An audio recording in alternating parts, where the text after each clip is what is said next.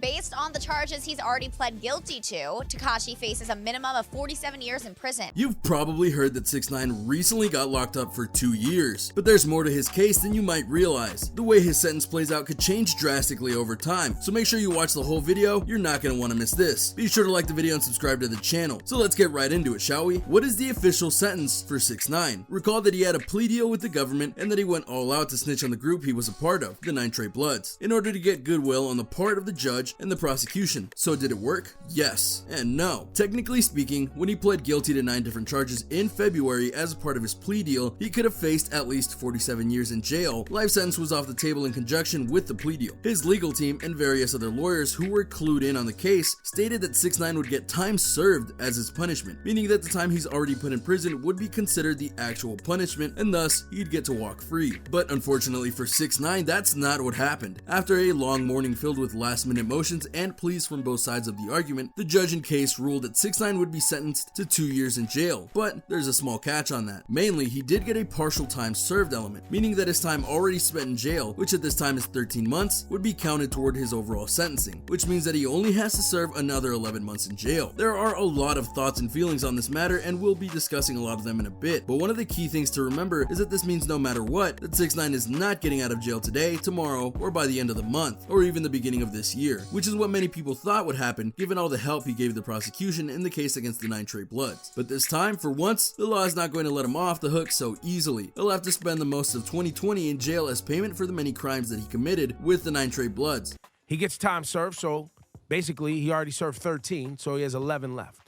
And that's still not the full scope of his sentence. As noted by those in the courtroom, once he is out of jail, he'll be remanded to supervised release for 5 years and will have to complete 300 hours of community service and pay a $35,000 fine. While this may not seem like the mega punishment that some felt he should get, you must look for the silver linings here. First, he's going back to jail and staying there for basically another year. Then, when he gets out, he'll have to be on his best behavior or else he'll be thrown back in jail. He'll have to be a good citizen via the community service, and that $35,000 will hopefully go to a good cause. It's not a perfect resolution to the problem that is 6ix9ine, but it's something, and given what we could have gotten via his immediate release, it could have been a lot worse. But thankfully, the judge saw through most of his lies, even though he did think well of him for the most part. The judge's verdict. The biggest wildcard in this whole case was the judge who presided over the whole trial and had the power of the sentencing. By their own power, they could demand the maximum sentence or be the one to say that they didn't think 6ix9ine deserved any more time in jail. Both sides were making cases why one or the other should be rendered, but in the end, the judge said 2 years. But why? Why didn't the plea deal render everything else he confessed to? That would be because the judge, in this case Judge Paul Engelmeyer, noted that 6ix9ine was a central figure in a vicious and brutal gang. Engelmeyer said he caused mayhem around the city and used the gang as his personal hit squad. This wording is very important because, as you'll see soon, the defense of 6ix9ine hinged on the fact that he wasn't a major player in the 9 Trey Bloods, that he was there simply to boost his street cred and try to make his music even better and have people backing him up and plugging his stuff. That would be convincing if it was true, because through various means and sources, including 6ix9ine himself, we know that he wasn't an innocent bystander at all in the 9 Trey Bloods. He was even a factor. He wasn't the leader, to be clear, not even close, but he was a member who had a lot of sway, a lot of influence, and definitely ordered attacks on rivals via the 9 Trey Bloods. Some of these attacks actually got innocent people hurt, ones who weren't associated with any side of the matter, and that's what people forgot at times. Sure, he snitched on people and he put bad people behind bars, but he still did bad things through these people. The judge knew that and thought that the time served sentence wasn't enough for all that he'd done. In my judgment, your conduct is too violent and selfish to make 13 months reasonable. You will not be going free today. Engelmeyer said Tekashi deserved a great deal of credit for cooperation, but 13 months as time served was not nearly enough. To many, the judge was still too lenient on 6ix9ine, but at least he didn't get him off today, which is what the defense team and 6ix9ine wanted more than anything else, the pleas for leniency. The rapper and around 30 others close to him wrote letters to the judge begging for mercy with hopes that this sentence won't be that long. You almost have to wonder what 6ix9ine was going to say in his sentencing hearing before he got his verdict. It is customary to allow the one on trial one last plea to the judge before the verdict is rendered, and lo and behold, that's exactly what 6ix9ine did. I now know that I am remorseful for what happened because I was blessed with the gift of an opportunity that most people dream of, but I squandered it by getting involved with the wrong people and misrepresenting myself when I should have been true to myself and my fans, Hernandez wrote. I'm sorry to the victims who were affected by my actions, to my fans who look up to me and were misled, to my family who depends on me, and to this courtroom for this mess that I contributed to. That's a lot to unpack there, and yet that wasn't the only thing that was said said. His lawyer added this before things were settled. Mr. Hernandez is a rap artist who foolishly joined the 9 Trey Gangsta Bloods here and after 9 Trey in an attempt to promote a gangster persona which would help him sell his music and advance his career, Lazaro wrote in the filing. If that's still not enough for you, 6ix9ine also said in a statement, "I'm not perfect, I've made a lot of bad choices, but that does not make me a bad person." I'm sorry, but it kinda does. Think about it all, will you? Think about all the things that 6ix9ine has done both before and after his time with the 9 Trey Bloods. Think about all the people he's hurt, the insults he's thrown, the wars he started both on the internet and in the real world, all for his own glory and image personification. As we've noted here on Keep Trending, the one thing that 6ix9ine cares about is 6ix9ine. Everything he's done, including doing what he did for the 9 Treys, is about getting him bigger, getting him more famous, and getting him more powerful in the rap world and beyond. And yet he comes to the judge and says that everything he does doesn't make him a bad person. Does he not know what it means to be good or bad? Because that's how it comes off. He did numerous illegal actions and only talked about it with the authorities when he was arrested and facing a potential life sentence. That seems to be the definition of a bad person. And he can't make the claim that he was in fear for his life because he ordered members of the 9 Trey Bloods to do things for him. People in fear don't make commands. So when you pile all this together, you see that 6ix9ine was well and truly just trying to do or say whatever it took to get himself off the hook. And if you don't believe me, listen to the voices of the victims of his crimes. The voices of the victims. The victim ends his letter with, "Why should this person who nearly ended my life be free when I am not free?" To his credit, which for the record is a very small credit, 6ix9ine himself has never taken a life with his own hands. And while he has gone and made requests of members of the 9 Trey Bloods to go and take life, it honestly never happened in a way he intended. People got hurt, but the attacks were never fateful. But that was by dumb luck alone. So while 6ix9ine and his family and close friends wrote letters to the judge begging for his release, saying that he's changed and all that, a bunch of the victims from his various crimes, including innocent people who were caught in the crossfire of some attacks upon the 9 Trey Bloods and attacks that 6ix9ine ordered on rivals, also wrote in to ask the judge to lock him up and throw away the key. Why should this person who nearly ended my life be free when I am not free? One victim, an unnamed 33-year-old man, wrote in court filings. That particular person was hurt in one of the attacks and noted that since it, he went under stress and also feared for his life because usually groups like the 9 Trey Bloods don't leave people alive to testify against them like he's doing here. That kind of fear is crippling. He wasn't the only one to write into the judge to claim something of that nature. Another victim was a woman who noted that she has a series of panic attacks because of a robbery she was caught up in that was ordered by the 9 Trey Bloods. Anxiety from these kind of events is very common and they can last for a long time, even with help and treatment. So for them to hear that 6ix9ine might get out soon is a horrifying thought because it says to them that their lives are only worth a number of other people in the 9 Trey Bloods that 6ix9ine helped snitch on. That may be a kind of justice, but that's not justice for them in the slightest. And that's something that honestly gets lost in everything that's going on here. We've been thinking about the sentencing trial in terms of what will happen to 6ix9ine and what the 9 Trey Bloods will do if he's released early, or what the judge might decide to do with the sentencing and on and on. But what about the victims? How do they feel about the verdict itself? Do they think that another year, basically, is enough justice? Probably not, especially since their pain will last much longer than that. And if things fall 6ix9ine's way, he'll go back to his life and be making millions, potentially, and not give them a second thought. There's a lot of pain that has been going on in this pain, and while it's true that 6ix9ine didn't get out, and he's going to be locked up for at least a little while longer, you have to wonder a single question. Was justice served? The second chance.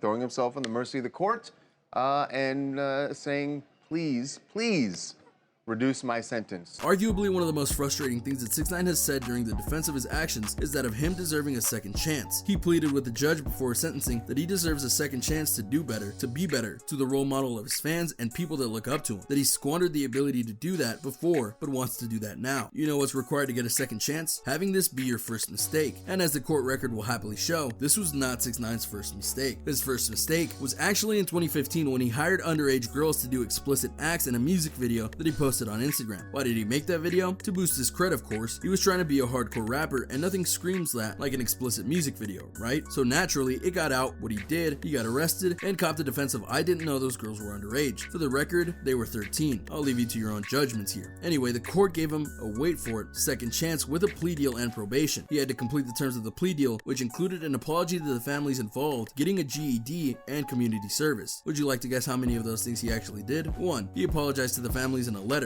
He never got his GED, nor did he fill out his community service. In fact, before his arrest in November 2018, that set up this entire trial. He was going to be brought back to trial for delaying and not completing his plea deal, which happened about 4 years prior. This means that he blew his second chance many years ago, and that's not even counting all the other crap that he's done in the meantime. Because the other thing that's required to have a second chance is to not have a pattern of bad behavior. Yet 6ix9ine has spent the last 4 years committing numerous crimes and skating away from them by the skin of his teeth. He's either gotten plea deals, victims have recanted testimonies, likely via payout, payoffs, lucky breaks have gone his way with evidence, and so on and so forth. You can't ask for a second chance when you continually and repeatedly go out and do things that prove you don't have a conscience or care about the welfare of others. That's literally and figuratively how it works. So for him to ask for a second chance is not only farcical, it's a flat out lie, because he's played out at least 4 other chances that have been granted to him over the years. Granted, he technically didn't get that second chance because the judge sentenced him to jail, but given all he's done, another 11 months is nothing compared to all the other things he's done. Sarah Molina. Do you feel like that he used you and Soraya?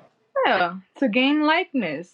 There have been many to react to 6ix9ine's sentencing, including many who have been close to him over the years. The one that many people are pointing to as the most damaging of the bunch is Sarah Molina. Sarah was 6ix9ine's girlfriend for some time, and then they had a child together. However, they've since broken up, and Sarah has not been shy about spreading the good word about 6ix9ine, meaning that she's revealing all the terrible things that he has done to her over the years, including forcing her to sleep with him, which led to their daughter being born. Upon hearing some of the things that 6ix9ine had said in court before his sentencing, she went to social media and criticized him, including noting that him using the request of seeing his daughter again was a using whatever works move. She later did an interview with TMZ and noted that 6ix9ine hadn't changed, that he was just manipulating people and trying to do and say what he needed to do in order to get on the right side of the verdict. His plan technically worked and technically didn't, as he's still in jail, but he's only in jail for like another year, which is child's play compared to the 47 years he was facing. Sarah has noted in the past that if 6ix9ine got out, she would likely file charges against him for the things that he had done to her. Whether that will still come to pass is unclear, but she's likely breathing